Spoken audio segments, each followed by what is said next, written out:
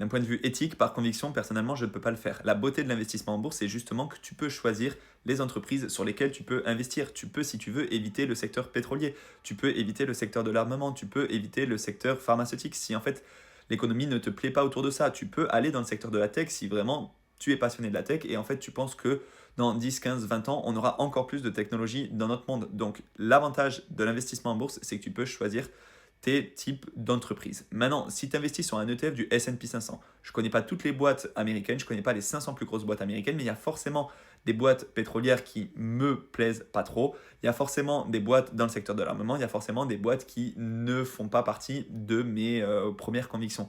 Mais aller faire du stock picking pour directement sélectionner une boîte dans le secteur de l'armement parce qu'en ce moment il y a un contexte géopolitique tendu, moi je ne le fais pas. Mais libre à toi si tu veux le faire. Et effectivement, là, dans le secteur de l'armement, ça performe plutôt bien parce qu'on en a besoin. Les pays en ont besoin, donc forcément, les boîtes peuvent générer plus de chiffres d'affaires. Donc, il y a certains investisseurs qui vont s'y intéresser. Moi, c'est pas mes convictions. Voilà, simplement, je donne juste mon avis. N'hésitez pas à me partager le vote d'ailleurs dans les commentaires, en restant bienveillant entre vous, évidemment.